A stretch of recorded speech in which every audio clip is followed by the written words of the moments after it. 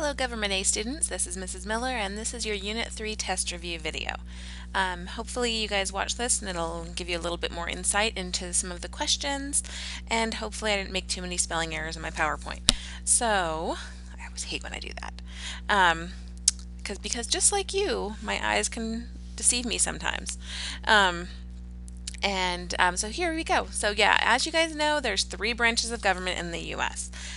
This unit's highly, going over United States government, and in government B, you're going to go much more in depth in these 3 branches. But this is just an overview of the 3 branches.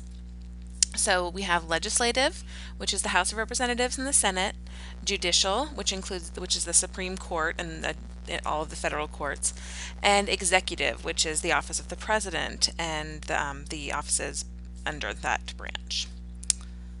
And next slide. Okay, there we go. Some vocabulary I want you to be sure to remember. There's jurisdiction, which is the making, the power to make and enforce laws. Like with police, we refer to their jurisdiction as the area that they are allowed to police in. With courts, the jurisdiction is usually the origin of the case. If, like, say, a case starts out in Boise and then goes to the next level, the original jurisdiction would be with the courts in Boise. So that's kind of the making of enforcing laws, is the jurisdiction, that the area that it's allowed to cover, and the ability to enforce that. Nominated. So that's when someone is chosen or appointed for a certain role. Like there is, people can be nominated for the Supreme Court, and they have been chosen and nominated for that, but they have to be approved by the Senate. The nomination is not a sure thing. Also, you can be nominated to run for office. Like with the primary elections that have been going on, you can, people have been running, and in their pursuit of getting the nomination from their parties. Nullify is to negate or to destroy. So if you nullify a document, you have destroyed it or written void on it, something to make it so it isn't valid anymore. And petition is a request. Usually when we use it most of the time, we refer to it as being something you have lots of signatures on to convince people to go along with your request. You turn that paper that has all the signatures on it and the thing people are signing about your proposal, you turn that into someone in government, like city council or the mayor, etc. Redress would be correcting a wrong that was done. And statutory interprets the meaning of laws and administrative rules and regulations. Next, there we go, went too far. There we go. Okay, the Constitution. I know lots of people think that the Constitution was just around when the Declaration of Independence came around. So we think of it as being 1776. Well, 1776, yes, that's when the American Revolution started, and that's when the Declaration of Independence happened. But even after the Revolutionary War was over, there was a time when the Constitution wasn't around, and the Articles of Confederation were the rule. It was the ruling document of the time. So the Constitution was completed in 1787, and it took the place of the Articles of Confederation. And there were lots of problems with the Articles of Confederation, and it was one of those kind of like a rough draft of the Constitution. The founding fathers decided that the first document, like I said, was the Articles of Confederation, and they crafted this with the idea that it wouldn't be a rough draft, that it would be the actual document. But what happened was, as they were ruling, they're like, oh wait, there are some problems here that we really need to take care of. So some of those problems with the Articles of Confederation were one of the things was there were problems with interstate trade. And there were problems because each state wanted to print their own money. There needed to be more of a central federal power to print money, because otherwise you'd be going from from Idaho into Wyoming, and you would have to convert your money to Wyoming money. And that's just craziness. And I mean that, of course, now, because at the time there were no Idahos or Wyomings. Of when the Constitution was created, 39 delegates signed it. George Washington was the one who presided over the Constitutional Convention, so that is something important to know. And one of the signers was Benjamin Franklin. And one of the people who refused to sign it was George Mason. And one of the reasons people refused to sign it was that it gave the federal government too much power. And they weren't convinced that the Bill of Rights was enough to balance that out. So some things that the Constitution sets up. Well, I jumped ahead. Sorry. The Constitution sets up the process for many parts of our government. And some of the things that are included in this, that are things you want to keep your eye out for on the test, are presidential elections, criminal extradition, and that can be from a different state or from a different country, and lawmaking.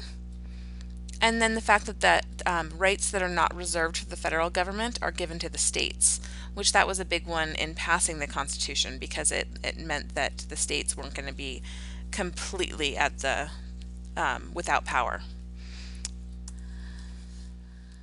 There we go. Continuing with the Constitution is the basis for all judicial review. Article 3 of the Constitution gives that power to the judicial system and courts. It establishes the president as the head of the armed forces, and it sets up the Electoral College, which makes the decision of electing the president. And while the term Electoral College isn't actually in the Constitution, the framework for the Electoral College is. And that is in Article 2, Section 1. And then further rules for the Electoral College were set forth in amendments later on. So a couple things, as I have here, judicial tidbits. A couple things I want you to remember about the Supreme Court for your test is that the judicial system, not just Supreme Court. The Supreme Court has 9 justices. Once they are confirmed into their office, they serve for life. So they either serve until they die or they retire. Not too long ago, there was a Supreme Court justice who did die in office, and others before have often retired once they hit, pretty old age. They're just like, okay, we're done. Because they want to enjoy a few years without the pressure. But they do usually serve long past regular retirement age, because it is a very prestigious position, and it's one that is very important. So people don't just give it up easily. They also think about the fact that if they retire, who's going to take their spot, and whether or not they agree with who the president is at the time. So some people wait to retire until a president's in that will replace them with someone that they'll agree with, so that it kind of maintains the court the way it has been. Federal courts may nullify laws that they feel are opposed by the Constitution. So if a law comes to be and it does not line up with the Constitution, therefore is unconstitutional, the federal courts, especially the Supreme Court, they nullify that law. The judiciary system has 12 courts of appeal, and the claims court is part of the judiciary system as well. Congress vocabulary. A couple things that will show up on your test. In session. Congress is active and members are present and fulfilling their respective duties. That is when Congress is in session. And so there are times of the year when Congress is not active. That's usually when the members of Congress go home to their home states and live there and check in with their constituents. Floor action, activity concerning a bill, which may include debates and compromise. This is when the members of Congress debate the bill and see what things they might want to change, what things they are willing to give on, to see if the rest of it will be passed. Hearings. This is when we listen to, not we, all of a sudden I'm a member of Congress. This is when the members of Congress listen to experts about the bill. And there are both supporters and opponents that take their time to give information on the bills. And an override is, so say that the president vetoes a bill, but Congress has enough backing to get 2/3 of a majority vote, then they can override the president's veto. So that is one of the ways that the legislative branch can check the executive branch.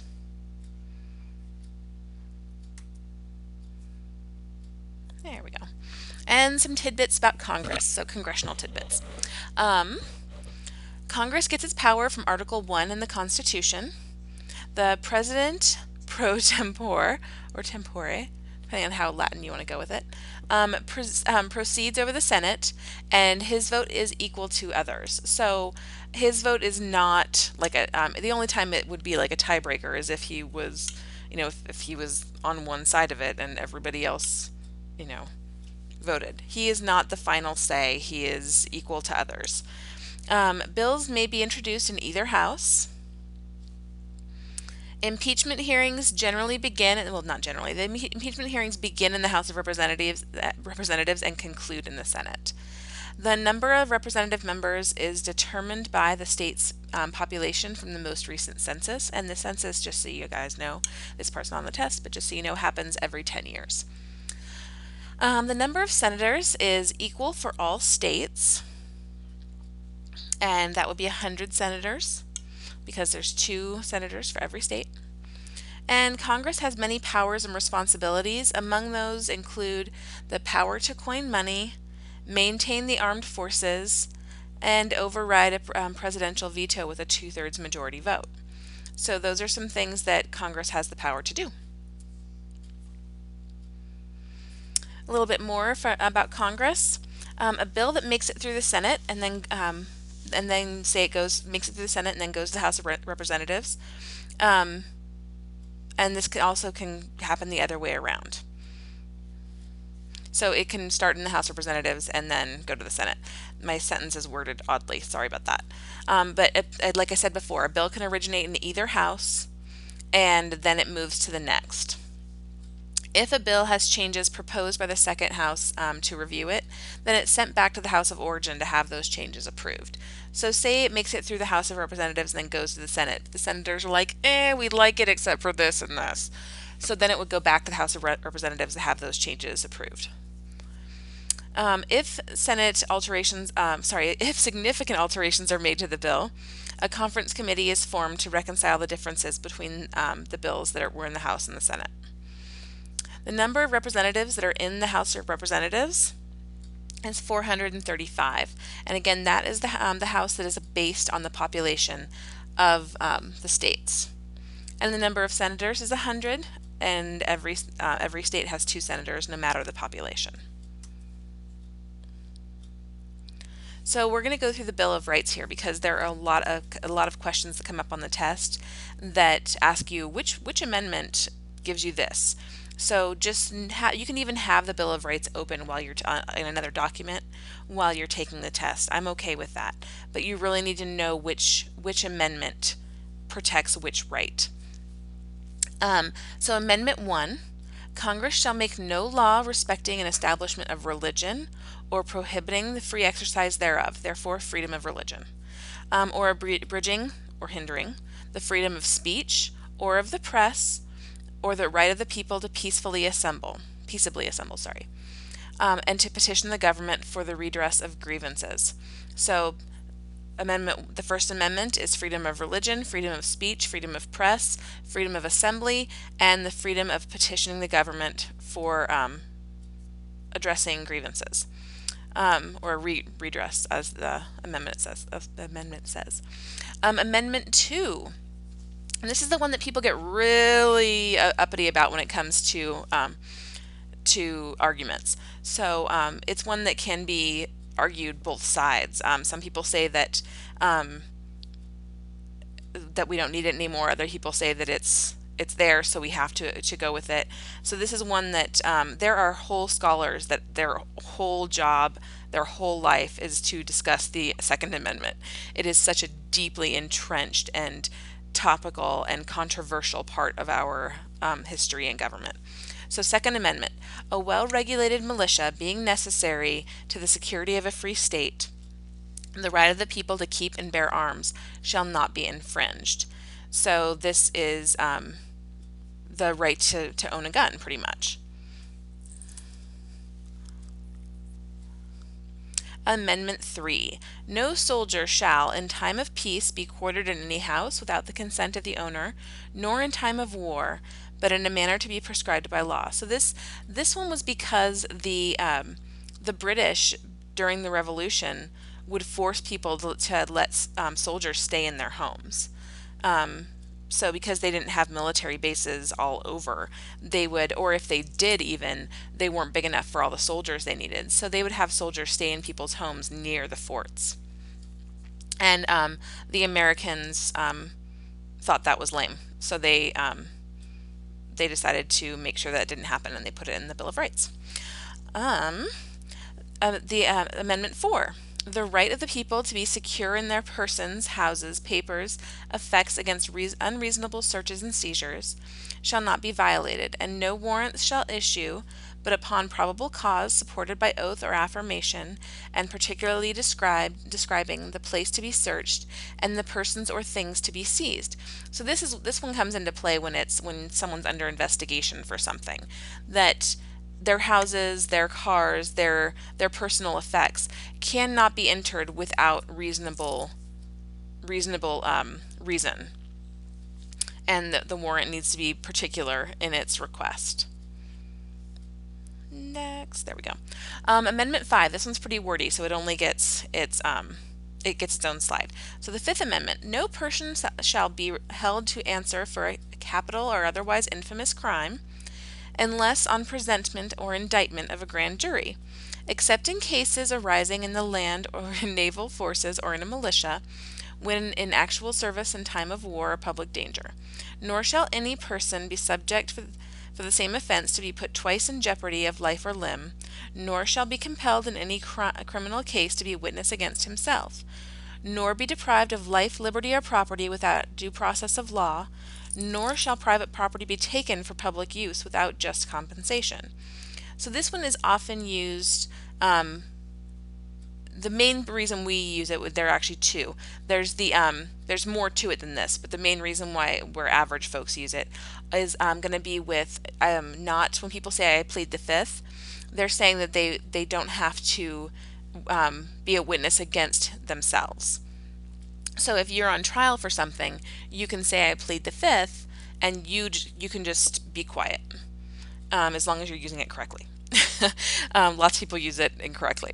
And then the other part is double jeopardy. And what that means is that you cannot be subjected to go on trial for the same case. There are, of course, certain circumstances where it does happen, but usually there's one I can think of right now, and it has to do with assault charges in a university, I think in like Virginia, and the people who were convicted are going on trial again, but they were already convicted, so it's not like they're free and being put on trial again. So yeah, there are certain stipulations where it does kind of happen, but it's usually altered just enough that it works, and it's still not against the Fifth Amendment. The Sixth and Seventh Amendments. Ooh, I missed that up here. See? Typo. Found one. Amendments. Haha. That was an easy enough fix. In all criminal prosecutions, the accused shall enjoy the right to a speedy and public trial by an impartial jury of the state and district wherein the crimes shall have been committed, which district shall have been previously ascertained by law, and to be informed of the nature and cause of the accusation, and to be confronted with the witnesses against him, to have compulsory process for obtaining witnesses in his favor, and to have the assistance of counsel for his defense. So this one is, saying that you may have a lawyer, you have the right to a trial, you can't be held without a trial, and you have to have access to the information and charges against you. Of course, all of these little summaries are my summations, and they always go much deeper than that. And the Seventh Amendment. In suit at common law, where the value in controversy shall exceed $20, the right of trial by jury shall be preserved, And no fact tried by a jury shall be otherwise re-examined in any court in the United States than according to the rules of the common law. And that one's um, about claims, and it's not one that's going to really come up. But yeah, no fact tried by a jury shall be otherwise re-examined in any court unless there's new evidence. So with new evidence is usually when you get an appeal. Next slide.